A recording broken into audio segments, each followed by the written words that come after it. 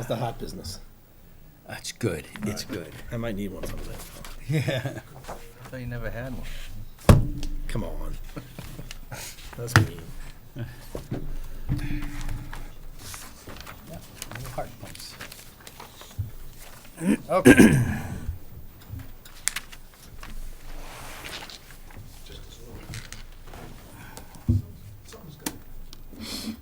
Let's see what's going on here.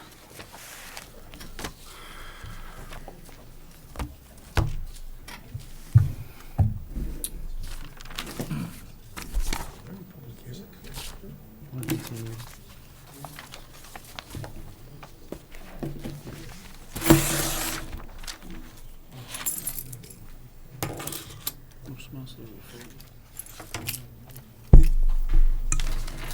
do you know? How's your Reuben rock crushing thing going? You actually got one that works. See me on TV? Yeah, that's a first. The local, I think I may have a couple weeks ago. Bank doesn't have enough money to put ink in their pens. Another special permit for the dead-end aisle, longer than somebody's A spaces. planning board waiver, which I should note. Is that, yeah, Yeah, I should okay. note that. Board of Selectmen.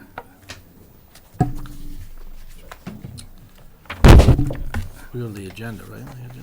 Yeah, that's what I'm looking for. Permanent Personnel Planning Board, August 14th. When I There we think go. live. Huh? We're alive. We're live? All right. Good. Good to go? All right. Welcome to the Planning Board, August 14th, 2019. Meeting is officially started. We got a work session going on with Town Council right now. We'll just let Paul take it and go with it however you want. Do you want to jump to, there's 5 zoning articles here. I invited Paul Haverty primarily for Route 40, non-conforming and historic preservation. Yep. Primarily because we're trying to create a final working document for Route 40. Okay. Answer any questions on the nonconformity, and then provide any input on historic preservation as needed. This public hearing will open on your August 28th meeting. Okay. So tonight's kind of our goal to polish up and refine so that the board is well prepared for the public hearing. So while we're waiting for Nan, do we want to jump to maybe sign advisory as the first one? Yeah, we could do that. Okay. So that one is very straightforward. That is to delete the provision within the zoning bylaw that calls for the sign advisory committee to exist, as well as their function, which is to provide an advisory opinion or recommendation to the Zoning Board of Appeals only when variances are being asked for related to sign applications. And so, over the years, the Sign Advisory Committee has been active on and off, more off than on in more recent years. It's usually a 3 to 5 member committee. There's been a constant challenge of getting 5, and sometimes for having 3 members. Setting that aside, the zoning board, while they appreciate any input they receive from the planning board or sign advisory committee or anybody else, more often than not, the zoning board is they're doing Yep. what they feel is in the best interest of the application in the town. Right. You were, I think, Paul was at the last ZBA meeting that which this was discussed. Was there any input or feedback? The board was perfectly happy with this provision. Okay. Anybody else got anything on the sign advisory they want to change or add or delete? I know Phil was on it, and There was a few other people on it, but we've had one member pass away recently, and Right. that wasn't, they were having issues on their own, so I have no problem with Yeah, I deleting mean, it. there aren't a lot of applications that go to Yeah, the sign advisory They committee. have a hard time getting people It's- yeah. to sign up for it, I think. Yeah. Yep. So, yeah, we'll go ahead with getting that one out of there then. Right. So now that Nan is here, why don't we jump back to Route 40? Yep. Start there. Start right in Okay, on so that. I had handed out hard copies. What's in front of you, you should see a page 1 in the top left corner. So the only difference this version contains that's different than the last time you saw this was on page 2, middle of the page, 195, 151, 152C. That's the language that council, I've been working with council on, trying to kind of finalize the affordability provisions. So Paul's here, he can kind of explain much better than I can, kind of the legalese behind the proposed wording, and then we can take a step back and talk about other outstanding issues that we want to talk about. Yeah, right. Right. So, Mr. Chairman, I took a look at this proposed bylaw, in particular this 195-152C. And the thing that jumped out to me was the provision that requires that the projects be affordable, 20% of the project be affordable at 50% area median income. And Okay. generally, the reason that you would have that particular provision in place was so that you would be allowed to count all of the units within a particular project on your subsidized housing inventory. But that's only applicable to rental units. So I went into the Department of Housing and Community Development's Chapter 40B guidelines, and in there, they have a section that deals with the subsidized housing inventory, and it details what units may be counted and what units may not be counted. And they have two different categories that would sort of be applicable here. One of them would be an assisted living facility, which they have a specific definition for in the guidelines. And that specifically states that those units will be counted as rental units. So therefore, if you did 20% at 50% area median income, the town would get to count 100%. Okay. But in order to qualify as that, you actually have to be certified by the state as a assisted living facility. Then there's another provision that deals with continuing care retirement communities. And they don't have a specific definition that states what constitutes a continuing care retirement facility, but they do have a provision that states explicitly that those will be considered to be home ownership units. So therefore, if you have a requirement that you have 20% of those units affordable at 50% area median income, you're only gonna get to count the units that are actually affordable. So it would actually be better for the town to have the standard home ownership requirement of 25% of the units affordable at 80% area median income. Okay. It's something of a wash as far as the developers are concerned. I think generally if it is gonna be ownership, they prefer it to be the 25% at 80% area median income. But for the town, that affordability percentage, the total number of units means more than how affordable they are to what market Right. they're serving. And I think that it would potentially discourage property owners from using this particular zoning provision if they could only do the 20% at 50% area median income for a non-rental project. Okay. So that's why this language has been placed in here, to sort of give the opportunity to do the 25% at 80% area median income under the bylaw. Okay. Everybody get a chance to read that and I have one question. I'm assuming that the 40B mirrors the 40R in the state, because that's what we've been hearing a lot from Hedison, is like a 40R type development. So Chapter 40R is a different type of a development than 40B in the sense that it requires an actual zoning change. So if a developer wants to do a 40R development, they have to come in front of the planning board, go through the same process as you're going through now, public hearings, community support, then they have to go to town meeting and get a zoning change to basically create the zoning district that will be applicable to that project. So that's different from 40B, where you just file your application, you get whatever waivers you need from your local requirements, and you I move forward. understand. there are a lot of benefits Yeah. to a town to do something as a 40R rather than a 40B, because there are bonus payments that are given to a town for doing it as a 40R. As it relates to the subsidized housing inventory, a Chapter 40R development is only required to have 20% of the units, even if they're home ownership. Only 20% have to be affordable, whereas under Chapter 40B, home ownership is always 25% affordable, and rental is either 20% at 50% area median income or 25% at 80% area median income. So no matter what is done here, unless we did a 40R provision, they have to come in front of a town meeting to get a 40R development in, no matter what. Correct. All right, that was just my question. So just while we're on 195, 152C, you'll see the last sentence there. I included the payment in lieu of provision. Assuming that the planning board Yeah. wants to try to tie this to inclusionary to the best of the legal ability. And I'm also assuming that the planning board or a developer may feel as though a payment in lieu of is more appropriate in certain circumstances. Yeah, and we can always waive it. if we Exactly, have to. yeah, exactly.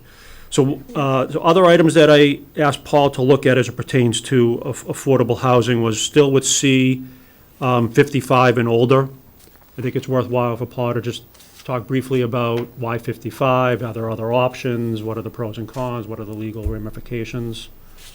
So in terms of age-restricted developments, you're dealing with really two separate regulatory schemes. There's the the federal fair housing requirements, and then there's also the state anti-discrimination law. Under the federal requirements, if you have an over 62 development, I think technically you can actually prohibit anyone under the age of 18 from residing at the residence. However, under Massachusetts state anti-discrimination law, that's not allowed. So that's something you want to stay away from completely.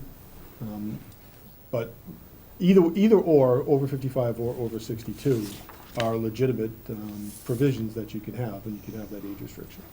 And essentially what it would require is at least one of the residents that resides at the property be over the age of 55 or 62, depending on where you set it.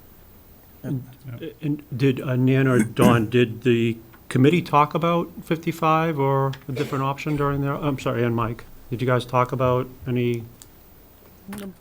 Pretty sure we did. They did talk about, the committee Yeah. did talk about having it for elderly, Okay, and I think we got to the 55. okay. Yeah, we didn't say 55 or 62, but as Pam noted last time she was here, she thought maybe possibly it should be multifamily, maybe not age restricted. What, so C clarifies that, that multifamily for age restricted or not age restricted. So I think we've captured the committee's Yes, vision. the spirit, yes. And then the final item I asked Paul to look at was 195, 150 CC, top of page 2. This is the only other location in the bylaw that specifically talks about senior housing types. So I specifically asked Paul just to verify that that provision can remain as is, that it doesn't conflict with the provision C that we just spoke about, that there was consistency or wasn't any conflicts. Want to speak to any of that? Well, I took a look at it and I didn't see any conflict between the two provisions. So essentially, the way I understand this is the bylaws treating independent senior living facilities as defined in our zoning bylaw slightly differently than any other age-restricted or non-age-restricted housing. All right, so I think that covers anything related to affordability and inclusionary. Then back to the top of page 1. There were some items that we were discussing at the end of the last work session, and I think we said, let's give it some more thought. That's kind of the purpose of tonight's work session. Whether the board wants to consider allowing freestanding restaurants, as well as modifying the proposed caps related to restaurants and retail and services. So has anyone given any additional thought over the last couple of weeks to those issues? What are you guys thinking on that? I'm not prone to change it. There was a lot of thought that went into prohibiting the freestanding in order to make in order to make any restaurants that went in there a accessory function to the housing function. Because remember, this is an overlay specifically for senior housing and senior services. And in looking at some restaurants lately to get an idea of sizes, this size doesn't seem out of place at all. No, I don't, for what you're trying to do, I don't think it is.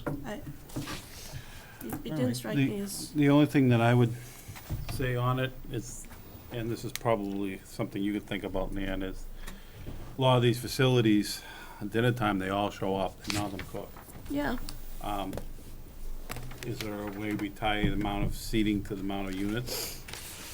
It's gonna be tough. If, I'm just thinking out loud, you yeah, know? no, I understand what you're saying, And then many of them have two. but if they have in essence, a cafeteria service that is accessory to the housing unit, The ones it I've would be seen have- part of that housing unit. Yeah. It wouldn't be a separate development, you know? Most of them aren't cafeterias, they're full-blown Yeah, restaurants. no, I They- understand that. I mean, I've looked at a few, because I have a need to look at those things Yeah. lately. But those things are typically part of the development of the housing. Yeah, So they are in the housing, they're associated with it. The residents don't have to walk outside to get to them.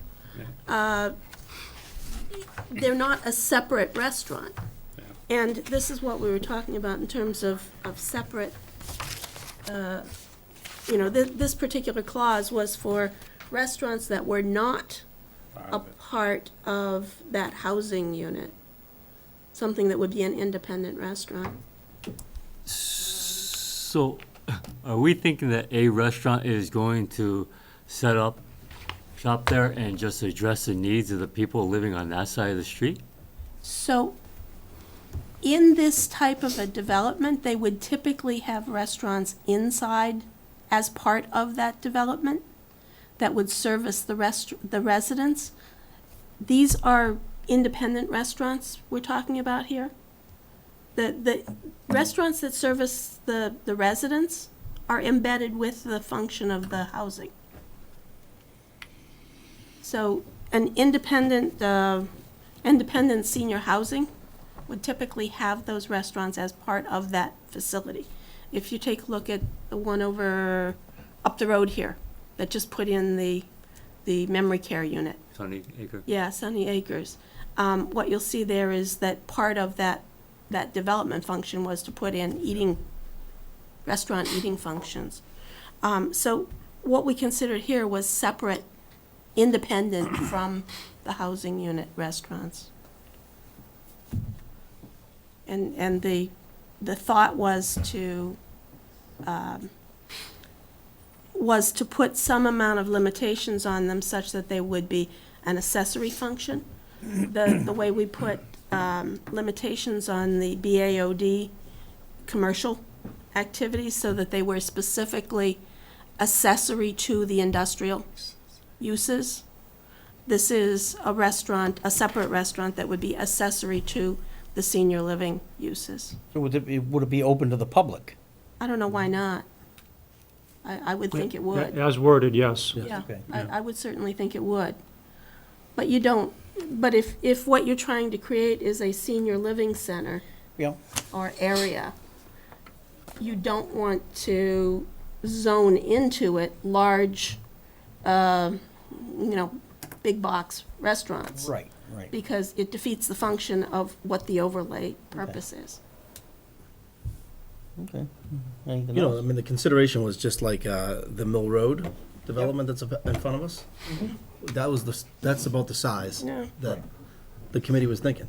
Yeah. Where it has multi-tenants too at the same time. It's not just a single, it's not Right. a huge box restaurant, but it's a Right. restaurant, then it's gonna have some accessory stores to it, Sure. Okay. just for example. So, I I'll mean, go with that. it was not, the intent of the overlay was not to create a commercial district. Okay, And I think that's the that's what the you thing did. that you really have to keep in Yep. mind is the intent was to create a senior living district. Yeah, but that may not work. I mean, the model, so I think we probably need to consider being a little more flexible, and there's some special permit that we can Yeah, it language in. says right on it, right after it, special permits. Yeah, I mean, that's already built into it. Oh, so somebody could come in for a special permit and get that waived and Not as drafted. not as drafted, okay. No, I mean, the committee's done a good job articulating and drafting their strategy. It's intended to be neighborhood, scope and scale, commercial and retail services, not necessarily town-wide. Okay. It was If they- not intended to become a commercial If, center. again, if those are the questions, just to make sure Okay. that the board deliberates this if and when the question's asked, between now and town meeting, so that the board has a robust conversation this evening, so that if and when the question's asked, you can answer that you did have it. So what I'm hearing is the board understands the strategic intent. I'm not really hearing a lot of interest in modifying it to allow expanded opportunity for commercial opportunities. Right. Evan, I think if there were a desire to expand commercial opportunities, it would be more appropriate to do so by applying the BAOD to it as well. Because remember, the COID already applies to this. So there's all sorts of development opportunities there. We're applying a new overlay, or we're proposing to apply a new overlay that is a senior-focused housing and services overlay, specific purpose. And the BAOD is out there if we, as a planning board, were to choose to apply it to another area as well, such as the north side, that would allow limited commercial that is specifically intended to support the industrial uses that it's zoned for. But this committee did not at any point in time feel that unlimited commercial was the right thing to do in that area. No, I don't As think a committee. anybody's- I don't think anybody mentioned that here I either. don't think. Unlimited. Yeah, I mean, there's all sorts of overlay options in terms of limited commercial, but straight commercial is just not on the table. All right, does anybody else got anything on this? Or we'll just go with it the way that we got it set up there? Yeah, the only thing I just don't see I don't see the need of a big box restaurant in that area. I No. just don't see it happening. Well, Westford's got a little bit, but they're all small. They're all small. All right. All right, well, let's move on to the, Now let's move on to cluster, yep, which starts on page 3 of your handout.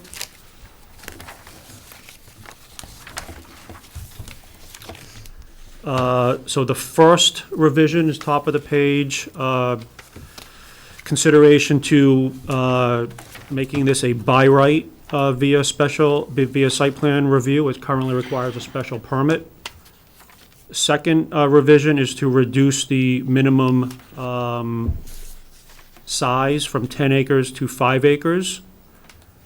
Third is under letter C. The thought here is that if you're reducing the 10 acres down to 5 acres, then the perimeter buffering may need to be adjusted accordingly. Okay. So what I have in here is reducing the perimeter buffer from 100 to 75 feet.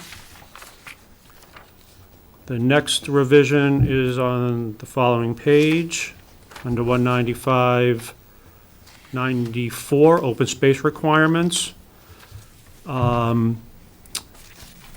This speaks to the notion that at the discretion of the planning board, the open space provided may be off-site upon a demonstration that such land promotes the purposes set forth in this article. That speaks to, Henry, your scenario that you brought up, provides some additional flexibility. And it also redefines that the minimum 25% doesn't need to be on-site and contiguous. And I believe that is it for the revisions to the open space cluster. I'll bring up the map as well. This is the kind of the finalized exhibit showing the properties in town that would likely be applicable. As Henry mentioned, it doesn't necessarily include any and all, but it captures the major ones. Color-coded in orange are the vacant residential parcels that are over 5 acres. And in pink, it is the non-vacant residential parcels that are over 6 acres. And those usually are estates or that have a single family on them. So that will be an exhibit that we can show to the community as to where these open space cluster subdivisions are likely to be located in conjunction with 25% open space. Did you get a count on how many there are, just out of curiosity? I want to say combined, it was probably 25 to 30. Okay. I do have that itemized, along with the acreage and the. So it's not a huge thing, that's out of the And 25. most of those, as the board knows, aren't surprises to the community. Right. They're parcels that I think are well-known. Yeah, that are probably never gonna get busted up like that anyhow. Correct. Okay. All right, anybody got any thoughts on this? Seems fairly minor. Yeah, Seems minor to me. Everybody no, good with it? I do like the provision put in there for me. I think that Okay. I think that makes sense. All right, may help something. we in can the go with future. that one. We can move on to the, what's next, the non-conforming. Let's see here.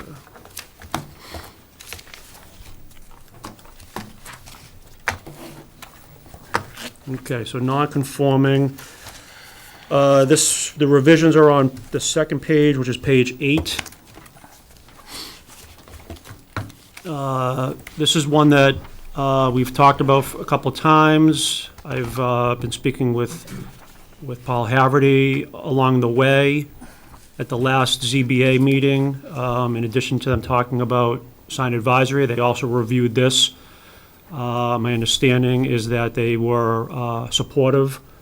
In fact, they were kind of the ones that initiated the concept of this revision. For purposes of this draft, the column of minimum lot area is just a placeholder. That will be removed after tonight, because as the draft and the strategy is, we're not regulating via minimum lot area. We're regulating by front, side, and rear setbacks, and basically grandfathering the lot area based upon the year that the assessors or best available information has as the year the structure was built. So that's this codifies the revisions. Essentially, a review of the historical zoning bylaws, 1938 to May of '54. Zoning was kind of the same, and there was some changes between May 11th, '54 to June of '56, which is a very short period of time.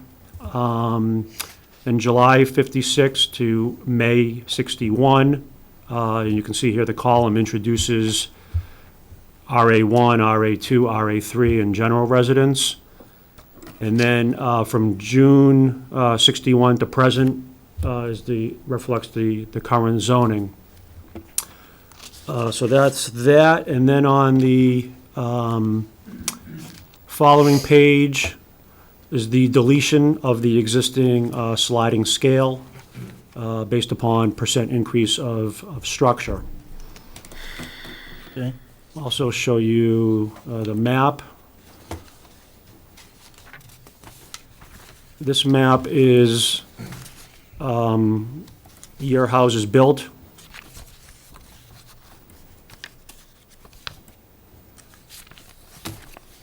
So the tan color is first colonials to the adoption of zoning in 1938.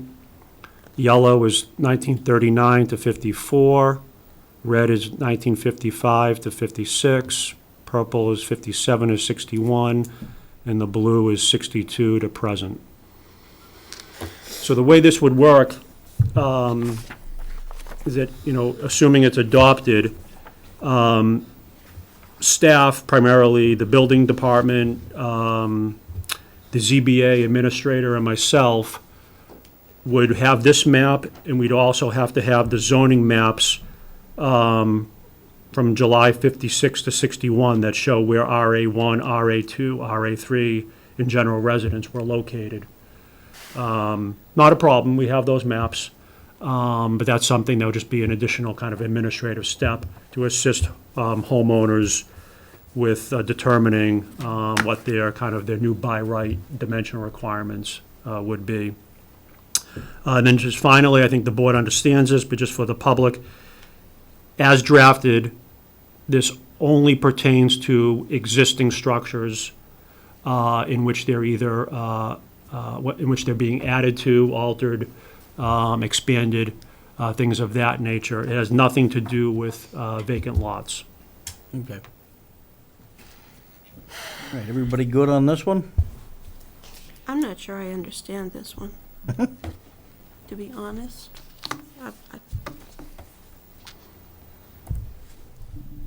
I think it's fairly simple to, if you think of it as to you're bringing back houses that were built in the 50s are going to conform to the rules back when they were built, So if I had the a house, setbacks. so if I had a house that met today's setbacks, Yep, and I wanted to add on to it, yep. would that addition be acceptable using the setbacks that were in place when the house was built? Yeah. Even though those are closer to the property line than my current setbacks? Correct. Correct. That's what it Okay. says. So I think that's why we decided to go by year built. Yeah, if that's what it's saying, because it's not blatantly obvious to me that that's what it means. Evan, I'm not sure that is what it's saying. This is applying to pre-existing non-conforming structures. So a currently conforming structure, I think, would still be required to meet the existing requirements. Unless you include a provision that specifically states otherwise. Because, I think the zoning That's what I'm bylaw says missing. Okay, good catch. the zoning what I'm bylaw says if missing. you're conforming, you cannot make it, you Non-conforming. can't make it non-conforming without a variance. So, if our intent, and I think it's a good intent, by the way, because the lots are so small, that a homeowner should be allowed to expand their house within the constraints of the setbacks that were in place when that lot was established. Right. It So under your, needs to say specifically under your that. scenario, it wouldn't even fall under this section of the That's right. bylaw. It's gonna fall under conformity required. Yeah. So how do we modify this so it does indeed allow expansion of a conforming property within the setback rules that were in place when the first construction was You're built? talking High Street, you're talking I'm talking all all the, over town. well, if you look at these lot sizes, Well, it's really only 61 that put the big lots in place. So there's an awful lot of the town So, that has lots that were established under rules that are much less than today's rules. I think what we're trying to take and do with this is not to, they still have a path to do that. They still have the ability to go in front of the ZBA and do different things, which they hardly ever do because the lots are so large. What we're trying to do, I believe with this, is to restrict the zoning board of appeals for every single one of the small lots that they have to take in here every time they want to do anything on them. So Nan, you remember But the isn't map that you were what- creating Yeah, about the, was it the farms neighborhood, yeah, where they're all under 40? all under, So my understanding is that this bylaw, currently, if you do not have enough lot area, by definition, you're pre-existing non-conforming. Correct. The current version of the bylaw says, and here it is right here, A, insufficient lot area in and of itself for purposes of Chelmsford is not considered a nonconformity. So under your, lots don't fall under this, right? under your scenario, any lot from 61 to present that's under 20,000 square feet, my understanding is they would still be able to use this provision of the bylaw. They're not non-conforming now for But purposes of anything that was dimension. built before 61, Before 61, not be able to use it. No. they would if they're non-conforming, either related to Right. lot area or dimensionally. So the first thing that you're gonna have to do is make the threshold determination as to whether or not the existing lot and structure comply with the currently applicable zoning requirements. If it doesn't, then it's pre-existing non-conforming. It doesn't matter if it complies with the smaller lot requirements from 1938. If it currently doesn't meet. But Evan but Evan just said that lot size alone doesn't make it non-conforming. So if it's on a small lot. No, what that this was- actually says is, if you look at subsection 1, the following circumstances A through D shall not be deemed to increase the nonconforming nature of Right. said structure, right? So then it They are says non-conforming. insufficient lot area, the work to a structure located on a lot with insufficient lot area which complies with setback requirements. So you're not increasing the nonconforming nature of that lot if you're meeting the setback requirements, even though it's non-conforming. So all this is doing is saying that you can make changes and use those setback requirements even though you don't comply with the lot area requirements. So you're still non-conforming. This doesn't turn your lot into a conforming lot. So you just have to meet the setbacks on that area. Correct. So what happens? But there is, and I don't But you know that have it's to be necessarily a large non-conforming to percentage. use this. Correct. So that would mean that if the zoning district requires 40,000 square feet, you have to have 40,000 square feet or less to be non-conforming. If you have over 40,000 or 40,000 or over, you're conforming and you don't fall under this section. Which you don't now. Right. Which you already don't. Because if the only nonconformance is the lot size, it's not considered a nonconformance. No, it is. That is still, Not Didn't we cons- find out that? it's not an increase to the non-conforming nature, simply because you don't have I sufficient told you lot I size. didn't understand it. So I if you- really Didn't we don't. find out that 80% of the town is non-conforming though? In one way or In another. terms Gotta of, in fix- terms of its Right. lot And so size. this- 60% of the 80%. But, as it relates to lot size, but to qualify for this provision, it doesn't just mean that you're non-conforming as it relates to lot size, right? You could have a lack of frontage, you could not meet a setback requirement, floor area ratio requirement. There's lots of ways If you in which miss one thing- structure can, all you need to do is be non-conforming for one thing. Right. And you fall within this provision.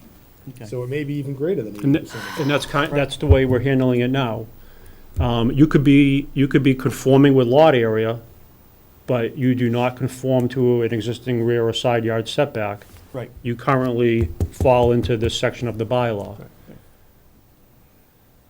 So this is taking the existing, no increase in insufficient lot area or insufficient frontage, keeping those in place, and then cleaning up or reverting back to the provisions in which existed when the structure was built. And it's important to clarify, what this is doing is really just taking some of the burden off of the Board of Appeals on these applications and on the Yeah. homeowners, because it's an expensive process. Right. They have to go out, and get, a block Surveyed plan or a plan. survey, they've got to pay the application fee to go to the Board of Appeals. Anything that they can do under this, they could still have done by going to the Board of Appeals and having the Board of Appeals issue a finding that it's not substantially more detrimental to the neighborhood. Yeah. So this isn't actually going to allow anything to be done that couldn't have been done, it's just eliminating some red tape for residents. It's gonna make it more streamlined for everybody. And as Nan was saying, if you had an older house and you wanted to do something, and you still have the option of going in front of the ZBA. Yeah, you know? yeah.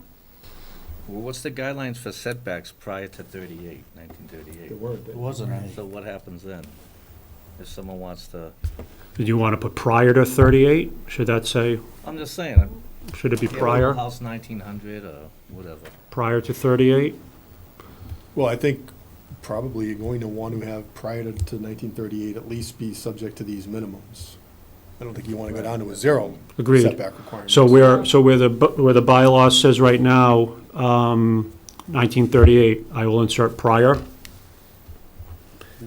No, just put it up to and including May 10th, 54. Okay.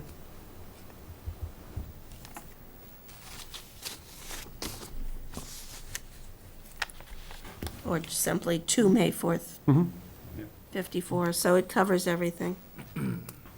Okay.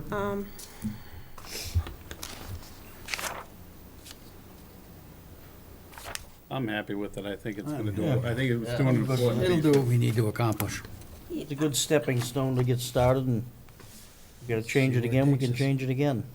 Yeah, I don't think it solves the small lot problem, though, because if you have a lot, if you have a 20,000 square foot or lot that is in RB that requires 40, it meets today's setbacks, but you want to add on to it. Yeah. This does not allow you to go to the setbacks that were in place when it was built. Okay, if you got a 20,000 square foot lot with a house on it, and you wanna put an addition on it, is that what you're Yeah. saying? Okay. Right now, you'd need a 40,000 square foot lot, so that is non-conforming. So you would fall back to So the year it was built, and now instead of your setback being a 40-foot front yard, it would go back to Whatever it was. whatever it was, 25 or 30-foot front yard setback. because the nonconformance that allows it to use this clause is the lot size. No, it's It's- any, it's- it's it's any. Where the house is, Lot size is one trigger that allows it to be used. Okay, so an under-spec'd lot size will allow a property to use. That's the major one, To correct. use these It setbacks. doesn't just have to be that, though. It could be a lot that has insufficient frontage, it could have Okay. a violation of a setback, as long as it qualifies as a pre-existing non-conforming structure, then they're allowed to come in under this Which they're process. currently doing now. The difference is that when you go in front of the zoning board now, you're being held to the current RB standards. 40 Yeah. 40 in the front, 25 in the side, 30 in the rear. That's what the bylaw says now, and the zoning board is allowed to issue special permits to reduce that.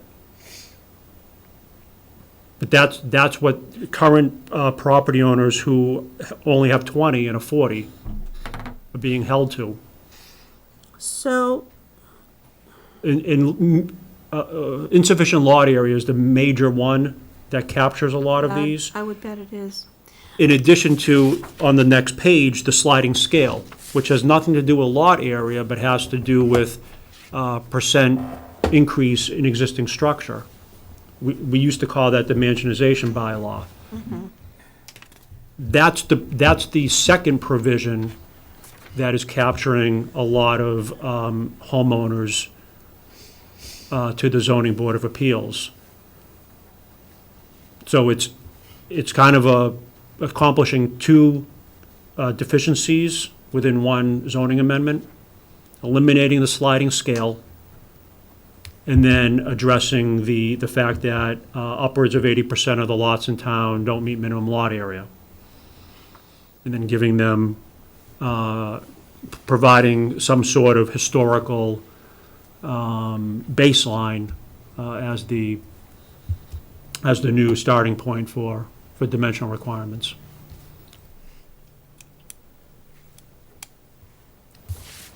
You good? Yeah, I think it needs to be a little clearer, but I'm good. I'm Okay. good with the concept. Yep. I'm not If sure we gotta I'm tweak good it, with we the can tweak wording, it. but I'm good with the concept. Okay. We're all good on that one. Why don't we move on to the, what's next, historic preservation? So that starts on page 10. And I think the last meeting, Nan handed this out. So you've had a couple weeks to review the most recent iteration. Nan, do you want to kind of give Yeah, the I high-level overview? So we did end up making a couple tweaks to it last night at Historical Commission, and the Historical Commission did vote to co-sponsor it, which pleased me a lot. You want to run through those changes? I don't think this version doesn't cover those. This version doesn't have it.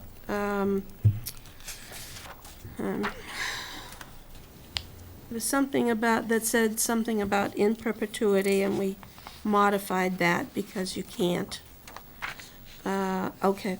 On page 2, 195-154H. We modified the wording of that such that historic preservation restrictions would have a duration in perpetuity, and restrictive covenants would have a duration of 30 years. The historic preservation restrictions are done by the state, and there are special qualifications for it. Many properties cannot qualify for those qualifications. The restrictive covenants are town-based, held by the Historic Commission, and we are only permitted to have 30 years on those. Just a question on that. Who decides whether it's a PR or an RC? We didn't determine that. Ultimately, that's gonna be determined by the state, because in order to have a historical preservation restriction, you actually have to have state approval Yep. for that restriction. So- And that's what allows it to be in perpetuity, Yeah. rather than be subject to the 30-year limitation. So on is restrictions. there any legal option in which state approval doesn't need to be required? Can there be a Then local, That's a restrictive covenant. You That's can't the have the in restrictive covenant. perpetuity understood? provision if it's a restrictive covenant. I think, my guess would be, the goal would be to have people that are applying for these, at least attempt to get the state approval for a preservation restriction, so that you have that longer lasting restriction. But with the realization that they're only going to approve. They may be so turned down many- for it. Correct, and you can't require somebody to get something that's not So applicable. procedurally, is the way this is going to play out, is that the special permit's going to require them to pursue the PR at the state level? And if that's not viable, then it's the CR? The reason I'm asking is that, from my experience, a PR it's a lengthy process. It's somewhat more expensive, Yeah. time-consuming, it's not very user-friendly. So if you look at 155, special permits and authorities, the last paragraph addresses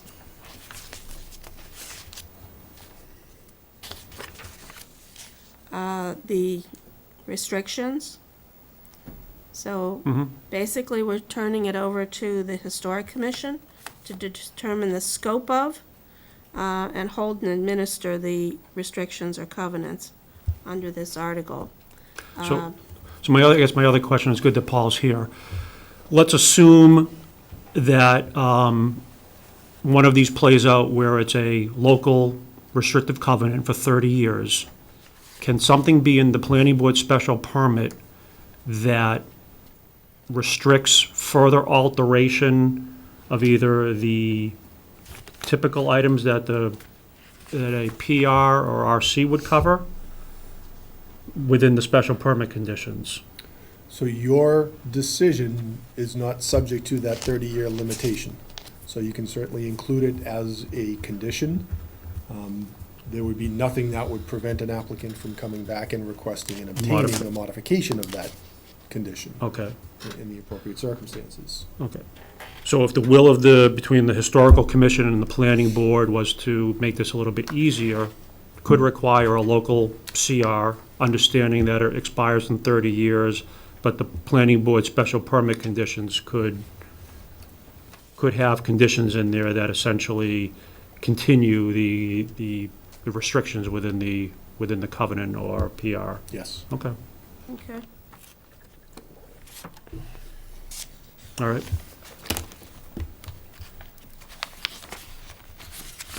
So Nancy, Yeah. question for you. What's the carrot in this? Why would somebody want to do this? The carrot in this, the payback, if you will, for placing a property under historic preservation, is that the property owner can get either one additional living unit, or split a lot into a half-sized lot, and in essence get two lots out of one. So there's a lot of economic advantages to either one of those. There's also a lot of economic costs to either one of those, obviously. If a property owner chooses to expand into a three-family to get that extra living unit, they now come under sprinklers, and there is considerable additional work that has to be done on that property to bring it to code, in order to Is that do gonna butt that. heads with historic when you start doing all that stuff? It's interior. That's interior work. The preservation restrictions are typically external. It's not, may it's have not impossible that they could put internal restrictions in place for something that was More worried very about, you know, putting- historically significant, but As an electrician working in other towns, you know, all of a sudden now you're putting these big meter banks on the outside, you got the fire alarm stuff they want on the outside. I'm just trying to be devil's advocate, you know, understand. throwing things out there. understand. Fire escapes. The one, escapes, the one yeah. thing that we did specifically prohibit is external fire escapes, Okay, external staircases, okay. because they just look really, really bad. You gotta find a way to do it internally. This bylaw does permit additions to the property.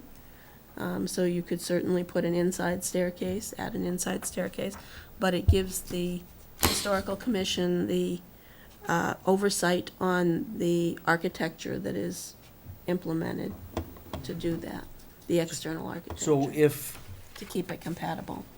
if you do the preservation thing, you can split that lot. You could split that lot. So you got a 40,000 square foot lot, say, that house is now conforming, If you right? can, You if, split that, yeah,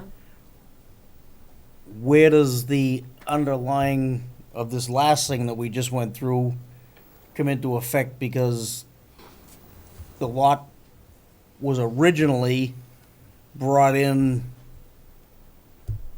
does that throw a curveball at it? Saying, all right, now you can go by the 1950 zoning? You would not be able to for the newly created lot. Okay. you can't for the You newly have to go created by one. the, you have to do the So if you ZBA. want relief from the setback requirements, you need have to to go put to it into this ZBA. provision. And, and this already has relief from setback requirements Oh, it does, okay. for the original property only, Okay. So not for the newly created. not for the the new newly lot. created one. So the only leniency on the new one is Lot the area. lot area, I think you lot should, area and I frontage. think you should think about throwing the setbacks in on that as well, because now you're creating a lot that is half the size, Yeah, and their incentive of is to be able to build a house on that. And you're not gonna meet any of your side or your front or your rear setbacks, so they're not gonna get the incentive out of it.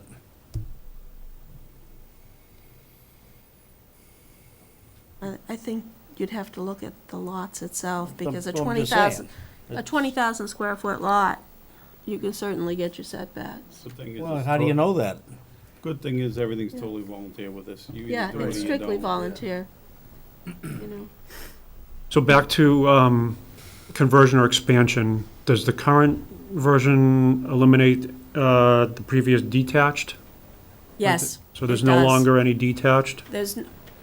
It doesn't, okay, it doesn't exclude detached, but it doesn't allow extra units for detached. So if you have an existing detached So, historical structure, yeah, so there's Okay, but nothing it in not- here that but- excludes you from putting like, 2 units in the house and 1 in the barn. right, but you can't, this But this you no don't get longer 6 allows, units. this no longer allows new construction for detached purposes, right?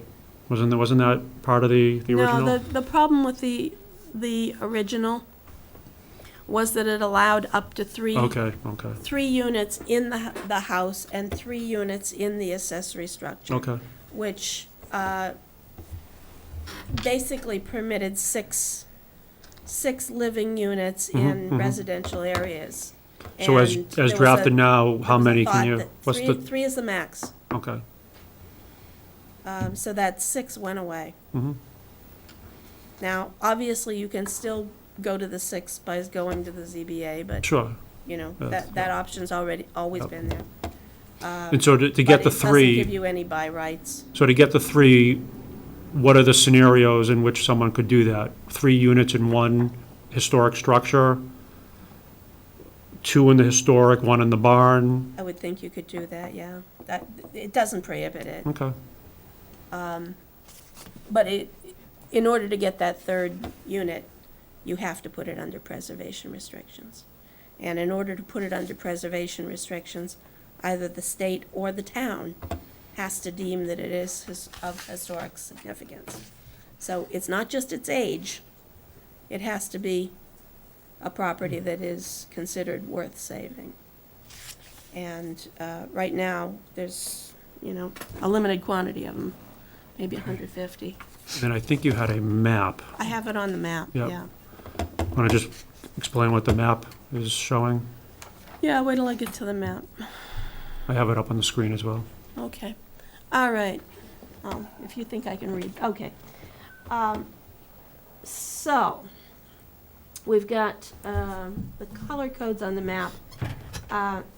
Yellows are existing conversions, 3 or more units in a property that's older than 38 or before. Greens are potential 2-family conversions. Pinks are potential 3-family conversions. So everything that is pink and green today, under today's bylaw, has the right to be converted to a 2-family. Because it is pre-38. The ones that are in green, I'm sorry, the ones that are in pink, under this bylaw, have the potential to be converted to a 3-family. So the difference is, the ones that are pink are already on the town's inventory of historically significant properties. And they're on lots that are at least 20,000 square feet. So if it's less than 20,000, it doesn't apply to this. You only get to go down so far and put 3 units on it. And if it's not considered historically significant, it doesn't apply to this. So, Evan, if you can scroll up just a little bit. All right, so the ones that currently qualify to go to 3 families, or currently could qualify, is 108 properties across town. And those are properties that are currently on our historic registers, that have been inventoried, that have been determined to be of significance, either because of something that happened there, because of the architecture.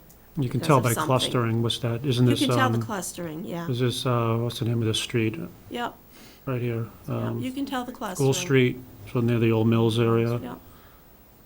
And it is Downtown. clustered, it's clustered around the town centers, the village centers. Not much in the south. I'm just trying to get a grasp on the concept of, I can see the 2-family, but to convert some of them old houses into a 3-family, And what she was just saying is you could have it in a dwelling offside of it, like you could have a barn. oh, so you, okay, so you can Good. put a, all right, that makes Yeah, you sense. could. Not new, though. You couldn't, so it would New have to have detached. a barn. You could put, have to if have I understand it something there. correctly, you could have a existing historic structure.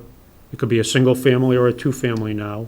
Via this bylaw, you could put an addition on that historic structure to make it a 3-family. Okay, But you have In to have so exchange many square for- feet correct. in the okay, The all right, I get structure that. as 'cause well. Still gotta have the minimum, Yeah, Yeah. minimum 50% of the lot, required lot area. just the thought of converting an old building into a 3-family, I don't think it'd be a difficult thing to do. Economically, Yeah. through the building code and fire Right. code.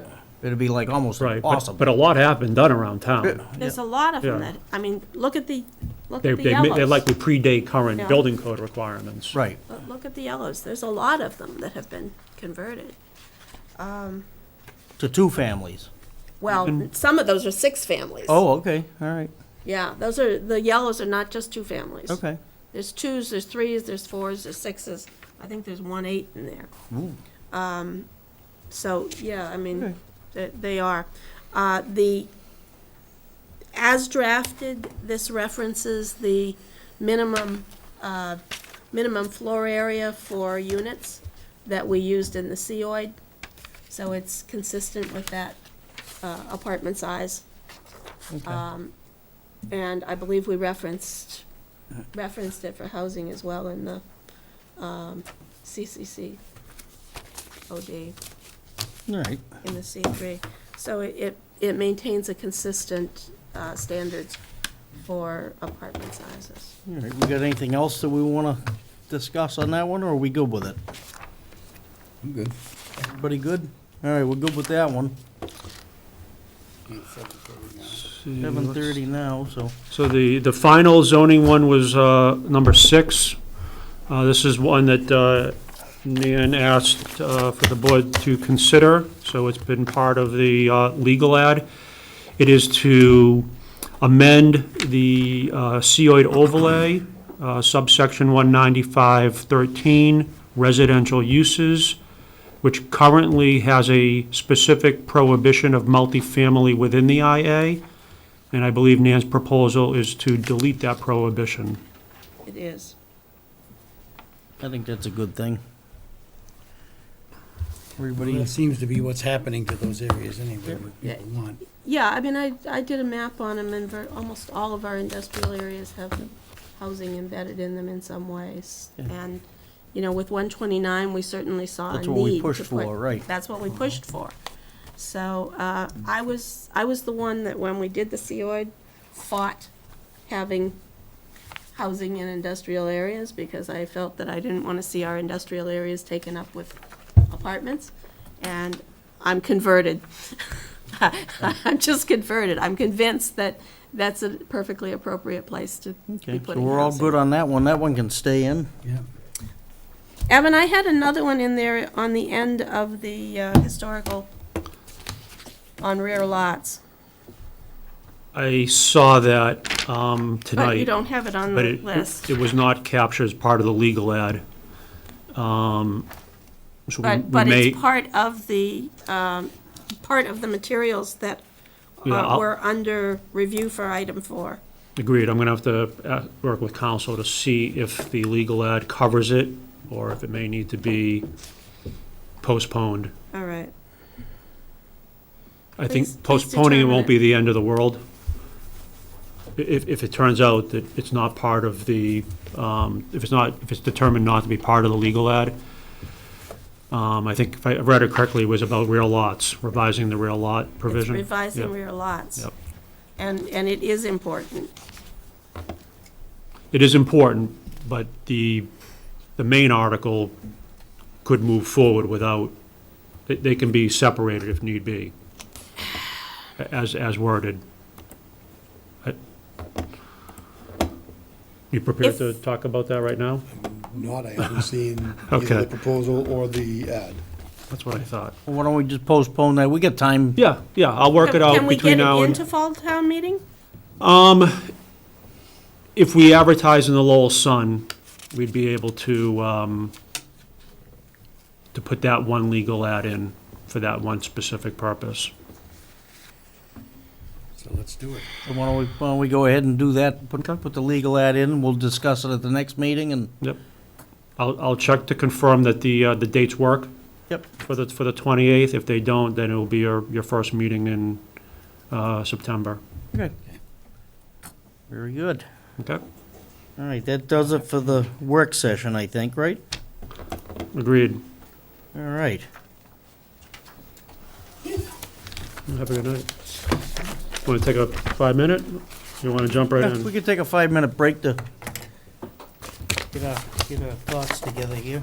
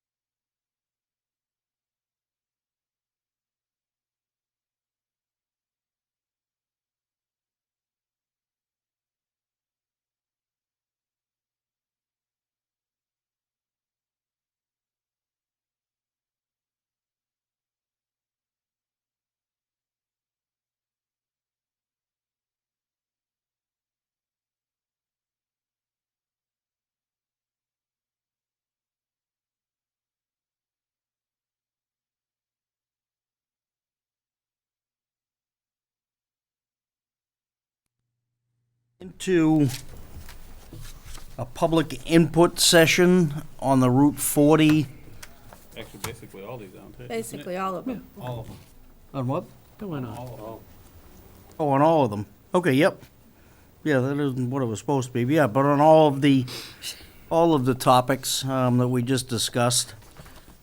So if anybody from the public wants to get up and speak, come on up, leave your name and what you want to talk about, and let us listen to you and go from there. Come on up. Just before people get up, this is not the public hearing. It's not I think the public purpose of hearing, just tonight public is, yeah, input. Public input. Yeah, just so the board has time to maybe revise it further. Correct, right. Chris Bowman, 3 Julia Street, Precinct 4 Rep. So I think maybe you just answered my question.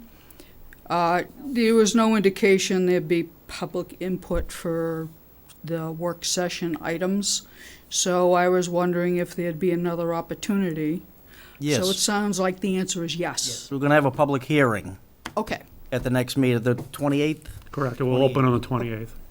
thank you very much. You're welcome. And that's for all the items? Correct. Oh, it is, okay, good. Come on up. Thank you. I'm Kim Bennett, I'm on 25 Levitt Lane. My question is about the public input session in 2 weeks. Yes. What will be the format for presenting the proposal for the Route 40 rezoning? Will it be the same legal sounding document that you'll do today? It'll be what we're presenting to town meeting. Okay, so no PowerPoint presentation or anything like that? You guys didn't have one of them, did you, Mike?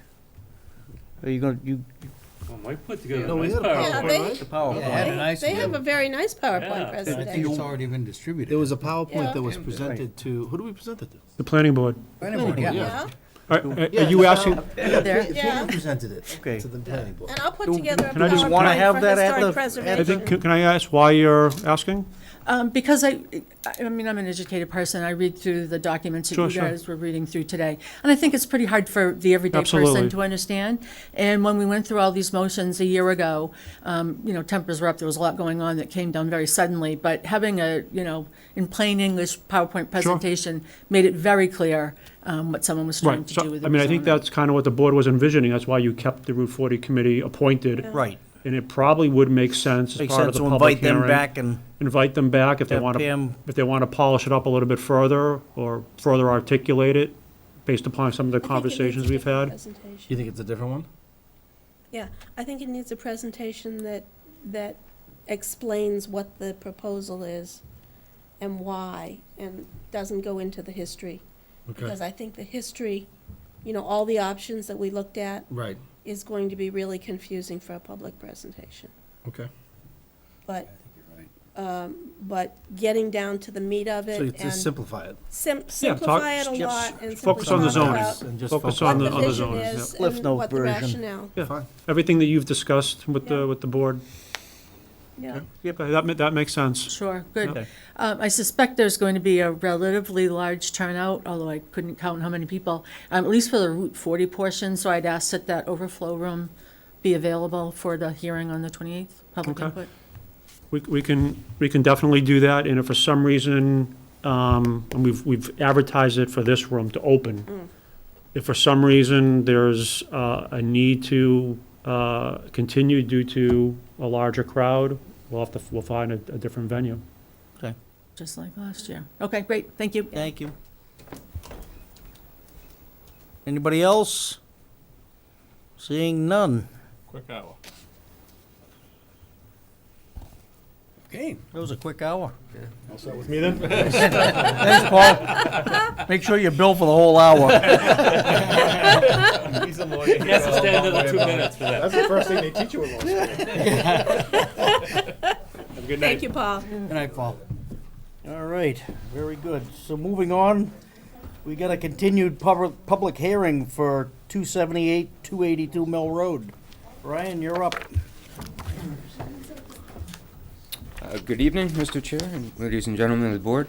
So, last hearing on the 24th, we were kind of tasked with answering a couple of questions and continuing to work with Christina on revising the plans to kind of answer any concerns that were there or questions, things like that.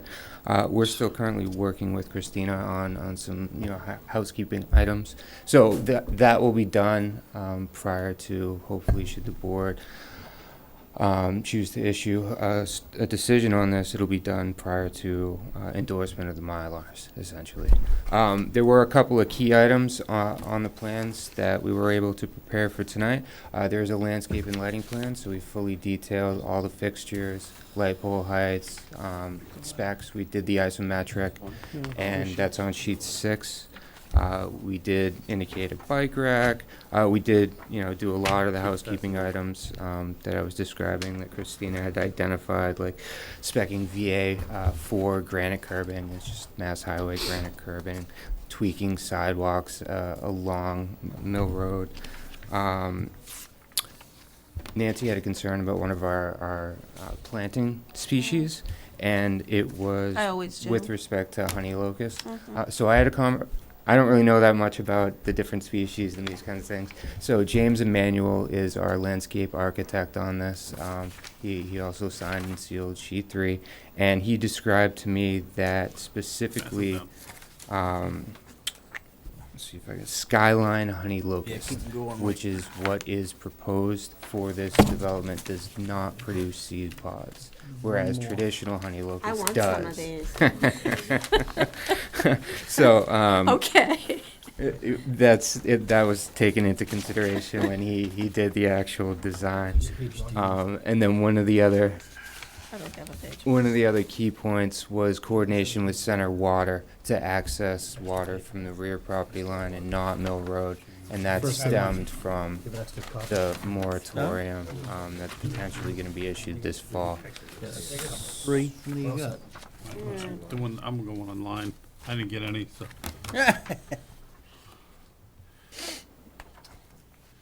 So with respect to utilities, I feel that we've come full circle in being able to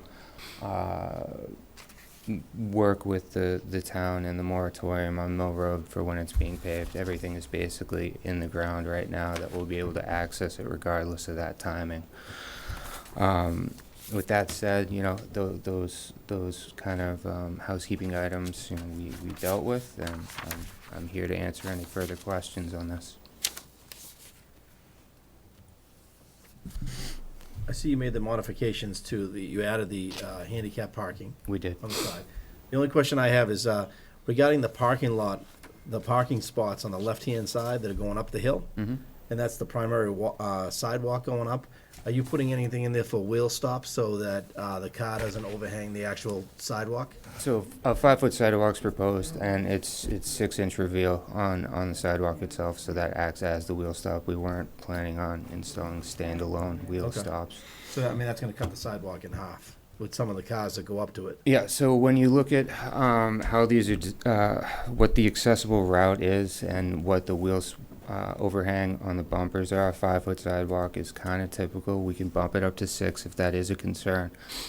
Usually you'll get anywhere from 12 to 24 inches of overhang, and that's the reduction of the width if you get a vehicle that's hitting the curb with their front tires.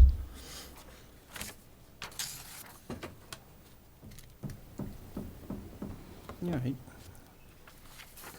Anybody else got any comments or questions on this? And take it around the board once, maybe?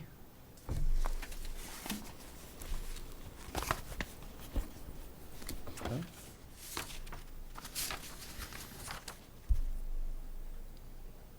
I know you said you had a layout of the parking lot lights, and I'm trying to find the description of what they are.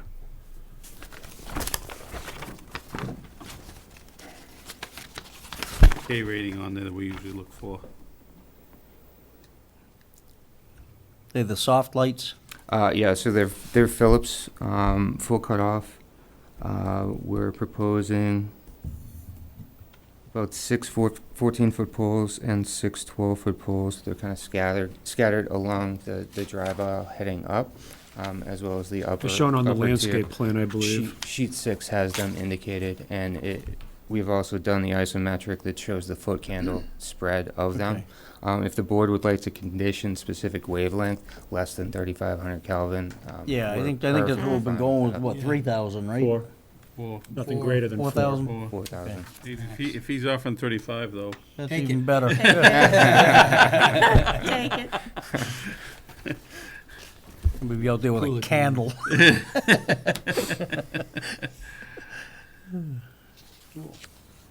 All right.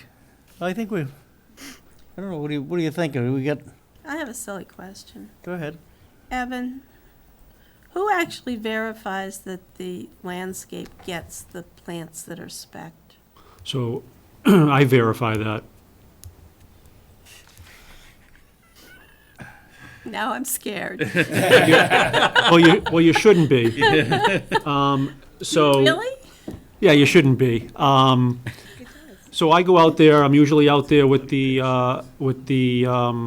GC, and they may be installing the landscaping, they may not be.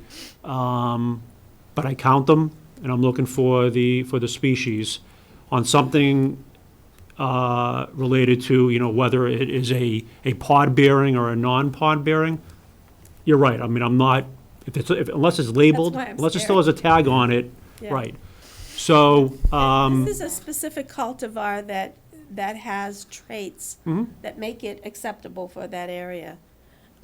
So if you only look at species, there's the potential that you could end up with something that's just an absolute annoyance. right. So, under that scenario, where they spec out a particular species on their landscape plan, and let's assume, for whatever reason, a different cultivar gets planted, and a year or two, we find out a year or 2, 3, 4 years later, we do have the legal ability to go back through enforcement and require them to remove and replace. All right. I don't think we've had a major issue with that in No, the recent development. Correct. no, I don't think we have either, but the reality is that we really do watch it. Right. Yeah, and I think you brought it to the specific attention, and I imagine something like that would be, Yeah. would continue to be followed through on. Okay. So what do we want to do with this letter from Brian? Do we want to read this into the, It's, or just waive the reading of I'm it? thinking it's kind of long to Enter read it. in, and a bunch of it, I just read it over twice. Some of it is more general than this particular project. There's some interesting stuff in here, Right. like the rerouting, the notion of rerouting Elizabeth to Omni. But I don't see that as part of this project. No. However, that might be something we want to think about. I mean, having worked up the end of Elizabeth years ago, going through there with some frequency, yeah, I can see the Yeah. traffic point that's Advantages being of doing made. that. There may be some. I don't know. It's worth consideration, but I don't think it's That's part of this. a whole lot bigger than this meeting. Yeah, exactly. That's my thought. All right, so we'll leave this set. We got you did a decision Did a draft already. decision, just remind the board, it is a public hearing. So before you Before we get into that, may want to reach out to the public before you get into reviewing a decision. being a public hearing, we're gonna let the public speak on this project. If anybody wants to get up and speak for or against it, you're more than welcome.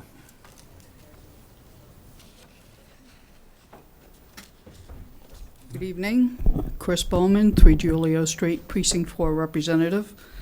I emailed a letter to all the board members prior to the meeting, so I just want to go over some of the key concerns that exist with this particular project.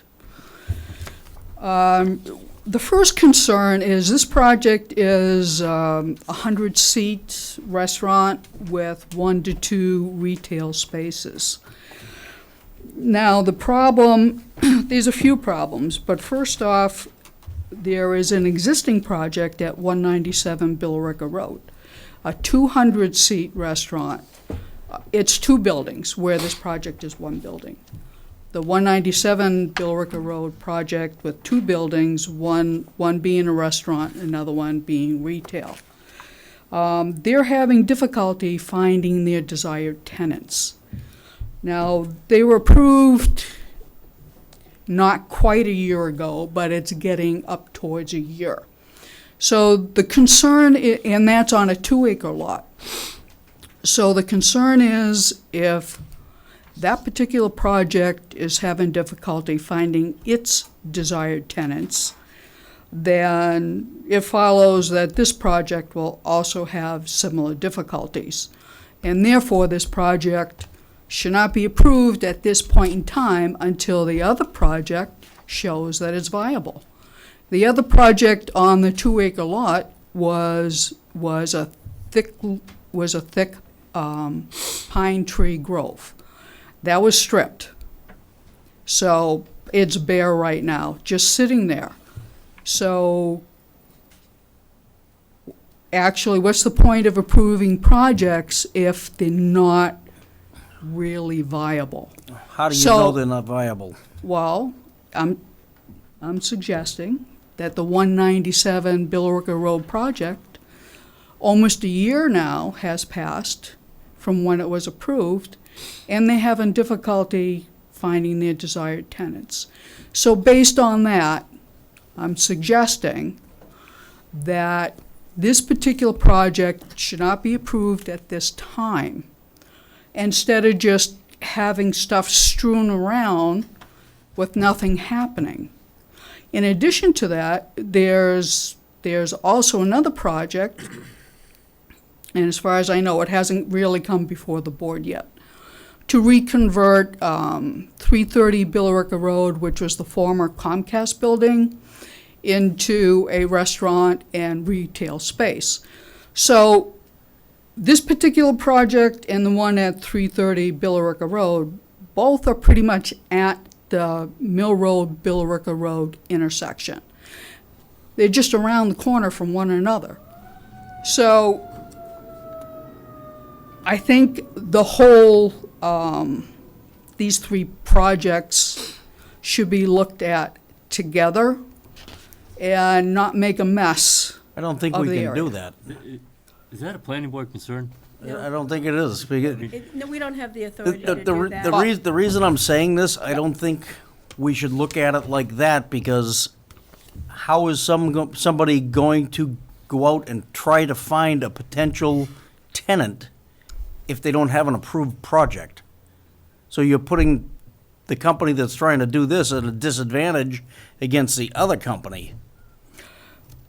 You're picking, saying, okay, he gotta get his first before we're gonna give him his. You can't do that. Granted, I do not know all the Yeah, intricacies or the nuances. I'm just suggesting I don't like the sounds that of the it. board consider the impact on the whole area rather than improving project after project and then nothing happening. I think I'd That's rather all. have a Consider bunch of that. projects that are approved, waiting for people to come in to fill this is what we did, that overlay, that whole 129 Well, is to get that's another issue. business to start coming and everything to start working together. and And that now we start hasn't- nitpicking, it's not Yeah, gonna that help it. really hasn't happened yet either. Ms. Bowman, do you have another So concern? if you could just consider it, I don't know what you can and cannot do. Okay, we'll If take you it under could just advisement. consider it and take a wider view, that's Okay. all I'm Yep. asking. Very Okay. good. The second issue is the Mill and Billerica Roads intersection itself. That intersection during rush hours are jammed up both ways. Now, more and more, between those time frames, there are long lines at the lights. And people get impatient. Now, right now, there are two entrance and exits from Mill Road, onto Mill Road at that intersection. One is Elizabeth Drive, and the other one is Princeton Properties at what's being called Mill and 3. The people coming out of Elizabeth Drive and the Princeton Properties, Mill and 3, tend to be very impatient. and they tend to bolt or shoot out onto Mill Road irrespective of oncoming traffic. And there are near misses daily. In talking to a number of people around the neighborhood, they experience this almost daily. I experience this. So it is an issue. And there have been a number of crashes there, one of which occurred last year with a handicapped school bus carrying handicapped students. So I would like to propose one way to alleviate this problem, because this particular project sits between Elizabeth Drive and Princeton Properties. So then you're going to have 3 entrance and exits coming onto Mill Road right at that intersection, which is going to magnify the problem. So what I would like to propose is, granted, this is not specific to the project. I will send a copy to the town traffic study committee for traffic problems. But I would like to propose that Elizabeth Drive be redirected to Omni Way, which would be under the power lines. Those set of power lines travel all the way through to Littleton Road and beyond. So there are a number of roads already under these power lines. So putting a road under these power lines from Elizabeth Drive to Omni Way should not be an issue. This way, it at least alleviate the problems with people shooting out from Elizabeth Drive. There's a traffic light at the end of Omni Way, and will make the traffic flow much more easier and safer.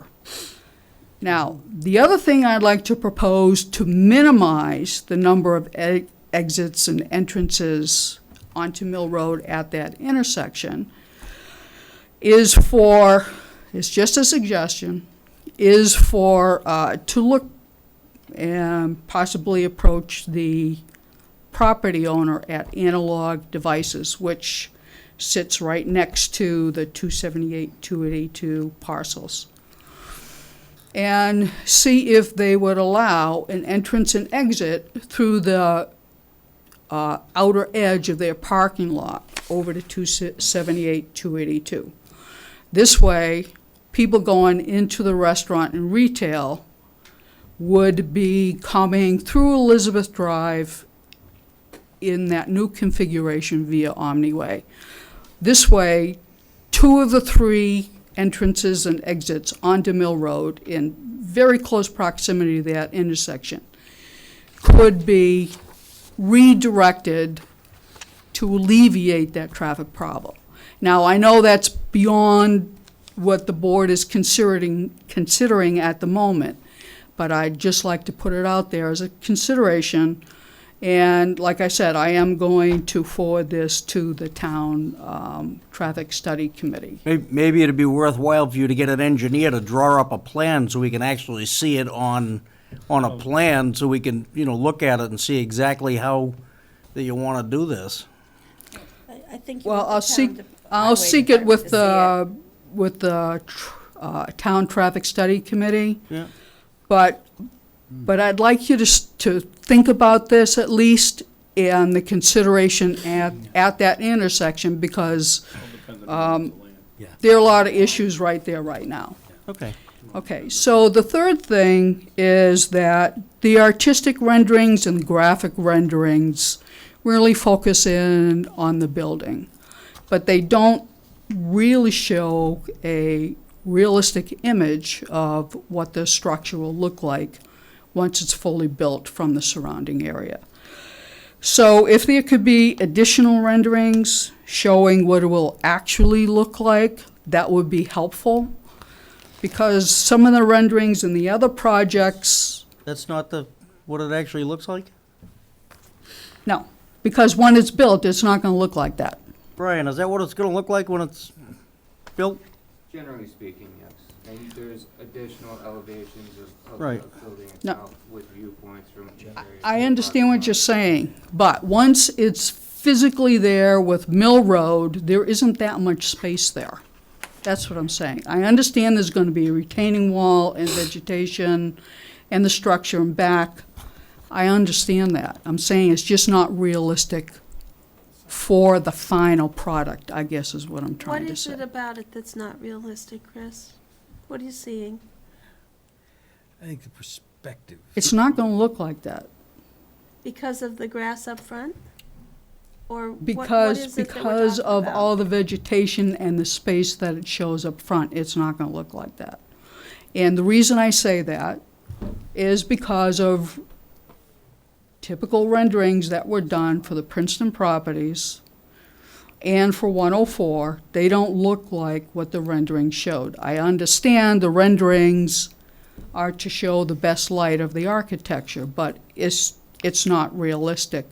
Once it's built, if you took a snapshot, that's not what's gonna be there. But you agree the building's gonna generally look like that though, right? Well, that's how the building was designed, right? Yeah. Well, With the that's- retaining wall and everything, so I should- understand The that. rendering is there for us to see what his elevations, what his outlook of the whole project is. Granted, I agree with what you're saying. It may not look identical to that, but I think in a I broad agree, spectrum, I think it's it gonna gives it's a gonna be general pretty close. idea. It conveys what the architect wants you to see. It's just that once it's in place, it's not gonna be that pretty. So, I'm just asking. It takes a couple of years for the landscaping to, Exactly. It does. It's not like snap your You, fingers. look, It's- you guys know what I'm saying. they're showing full-grown Kinda we trees in don't. the, so it takes a couple of years. Well, they're Okay, showing, so- yeah. I'm sorry. It So the shows- other thing about the structure is that looking at the detailed graphics with the parking lot in particular, it's not very attractive, and it's really underwhelming, and it looks like a mini strip mall. So that was the graphic renderings in particular.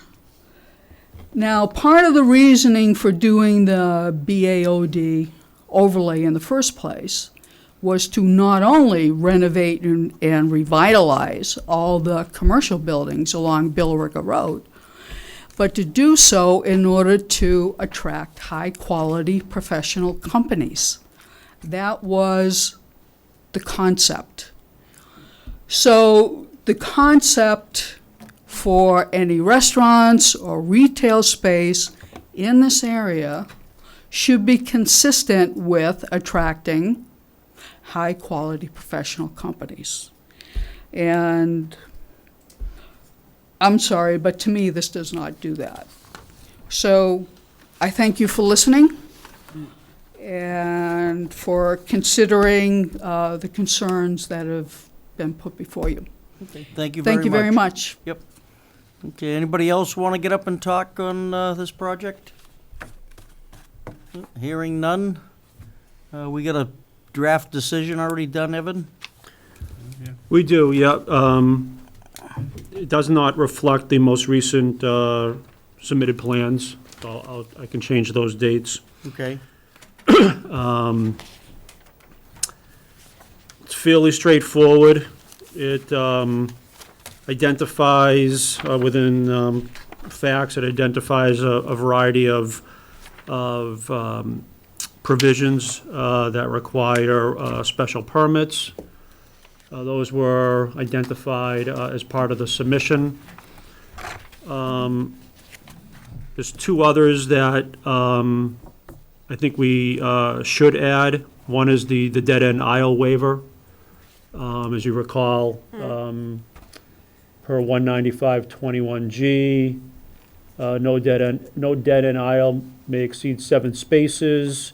However, the planning board can grant a waiver based upon adequate turnaround area provided or sufficient signage within the parking lot. And the second item is entrances or exits from parking areas proximate to existing parking areas, which is 195-21J. I think in this particular case, the driveway with analog is close proximity. So the decision should probably codify that provision as well. Okay. And then I just need to do some cleanup on a couple of the special conditions. Condition number 4, it was kind of a holdover, no snow storage shall be on site. I think there's probably adequate snow storage on this location, I believe all up along. Yeah, I think they have room up there. So I'm not sure the decision needs to require all snow to be removed. Yep. Remember, there's a We wall put in there there. snow to be removed as needed. Yep, as needed, exactly, yep. As needed to provide parking compliance. Yep. Yeah, you really do have to get it off-site. There's a wall there. There's a wall. Yeah, I mean, they'll likely end up having to, during significant snowstorms, they'll have to remove We'll have it. to remove it, right. So they can't stockpile it on the parking. Can you put wording in there that they're only allowed to lose 10% of their parking due If to that- snow or if the board's comfortable with that, anything more than that, then they have to remove it? yeah, if your board's comfortable with that. I think what Mike is saying, normally snow plowing operations, they stockpile snow They're within gonna parking put it in one spaces. corner, and then when it gets too big, they haul it out and. Yeah, exactly. I think that's fine. I think that's standard fine. 10%. Yeah, right. Okay. And then special condition number 11, I just need to remove the term drive-through tenant, but keep the food establishment and require outdoor seating if that is to take place. Yep.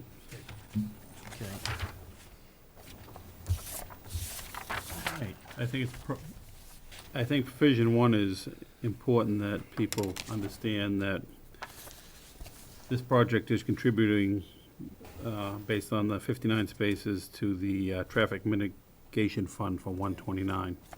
I just don't want that to be lost Yeah. in the public,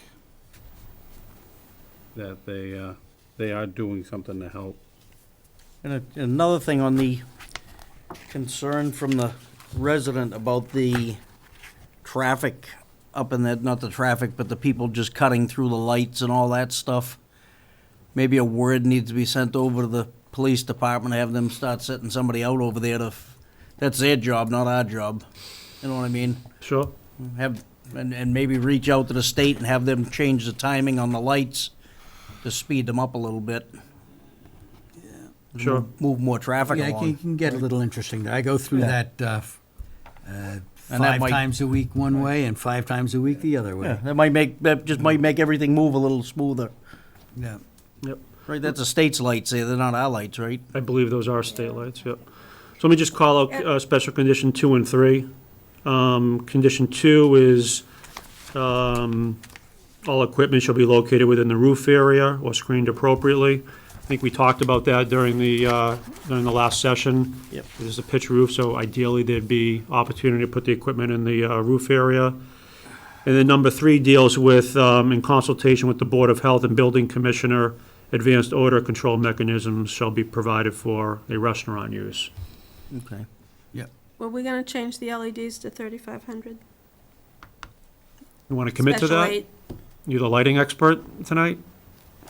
Seems like he may be committing to it, I don't know. Sure sounded like it to me.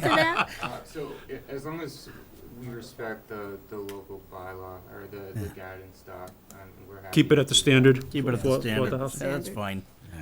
Okay. Okay. All right, do we wanna vote on this, and just wait for the final? I think we could. All Would right, you like a motion? Sure. You gotta close the public hearing. Oh, that's true. You do have to close the public hearing, don't Well, we you? need a motion for that then. So moved. Second. All right, all in favor? Aye. Next? I would move that we accept this certificate of decision subject to the changes that have been discussed tonight Okay. and approve it. Second. All in favor? Aye. There you go, you're all set. Thank you very much. Thank you. And if I may make a comment, Yes. Yeah, which is that some of the comments about the traffic over there Yeah. are very interesting. I don't think they pertain directly to this decision, but they're darn interesting. Very interesting. They are. And they are. probably ought to be looked at. You know, I think there's some merit. I mean, But there's, that is a pretty funky intersection. but you gotta look at it, whose property is it? Well, you got to, Who's gonna bear the and who's and expense? what can move. I mean, there's a whole lot of considerations that are Then well just- beyond what we can do. Right, well, it's All not right, up to but- us. But could we, as the planning board, send a letter to the highway department recommending that they do an evaluation of that area? I don't even, Sure, I don't yeah. even think it's up to them. Yeah. Is it the state? No, lot of I it's I state. think that would all be up to probably the Board of Selectmen, because it'd have to be land takings and everything. Well, there might, there But may you not, need who a- But you knows? need a technical come on up, study and a George. recommendation before that could George be got some input George here. Zaharoulis, done. I'm the NEMCOG. Exactly. NEMCOG Yeah. representative, the alternate. If you're concerned about it, it's something that NEMCOG does, traffic studies and traffic counts. If you think that's something important, That's you a can good- send good a suggestion. letter to Yeah. Yeah, Yeah, maybe why that's don't where we it get gotta NEMCOG community go. development, on send a those. note over to Yeah. there, so next time they do that, it's probably gonna be next season, next summer. Yeah. Yeah. And they could do a traffic count in the area, at least you get some counts out there, but Yeah, you get Yeah. some ideas of count what. cars, and they may even already have that information, but. Okay, thanks, George. All right, next up on the, where'd my map go? I lost my pages here. What do we got? We got New minutes. business. We got some minutes. Master New plan. business. We got Master new plan business. Master plan update. Imagine that. We get somebody here from the master plan. Yeah, George gets Master to talk plan about update. this. Yeah, let George talk. Who's this guy? Zaharoulis, chairman of the master plan. There's a We- reason you're chair. Yeah, we're moving along. There's a couple sections that we're just gonna do quick reviews on, and that's like the facility section and some of the historic section and cultural resources. So that's just something we're doing internally with staff. The land use and zoning section and economic development section, NEMCOG, we're working with NEMCOG on that. One of the things that came up last meeting, because we want to reach out to the public, and we're talking about public input sessions, one of the things that came up was a online survey. NEMCOG's done them before with a couple of towns, so we're starting to put something together for possibly an online survey.